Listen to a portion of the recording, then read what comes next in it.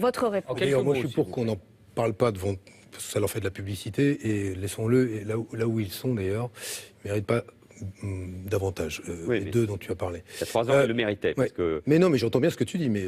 Votre réponse sur ce point précis. Je veux élargir le débat. Moi, je vous dis... Non, on ne l'élargit pas, il y a un point précis sur lequel votre entourage est mis en cause. David, je vais quand même élargir le sujet, parce que j'ai décidé de le faire sur des questions qui sont au moins aussi importantes, parce qu'elles renvoient... Mais non, mais parce que je crois que la laïcité aujourd'hui, quand aujourd'hui les concours aux associations laïques et d'éducation populaire dans les quartiers baissent, c'est compliqué d'assurer un travail qui est un travail dans les têtes.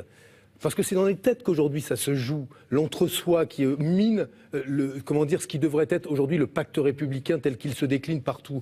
Quand on ne parvient pas à faire de la mixité scolaire et qu'aujourd'hui on est confronté à des écoles qui sont des écoles ghetto, oui, aujourd'hui, eh bien, la laïcité, elle est remise en cause. Et les vrais défis de demain, ils sont là.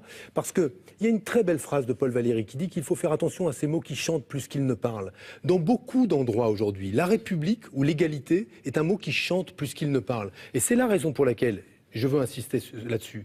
Moi, l'engagement, ce que je veux, je ne vais pas prendre cet engagement, mais c'est que dans ce pays, il n'y ait plus un juif, un musulman, un homosexuel, une femme qui a baissé la tête pour ce qu'il est. Et pour cela, il faut lutter contre les discriminations, le sexisme, mais aussi les discriminations. Et d'un mot, la proposition que je fais, j'espère qu'elle pourrait nous rassembler, c'est que qu'est-ce qu'on a fait quand on a, dans le passé, voulu faire appliquer la loi ?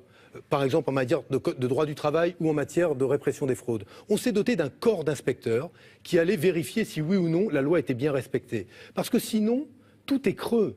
On a des droits, mais ce sont des droits virtuels. Eh bien moi, je veux qu'il y ait un corps d'inspecteurs de la laïcité qui demain vérifie justement, dans un logement, que ce logement ne soit pas réservé qu'aux personnes de la bonne couleur. Que dans une entreprise, un job proposé ou un emploi proposé à l'embauche ne soit pas réservé à tel ou tel type de profil qui correspond à la préférence en termes de religion d'un employeur. Ou que tel espace privé comme un café ne soit pas interdit, par exemple, aux femmes à raison du fait qu'elles sont femmes.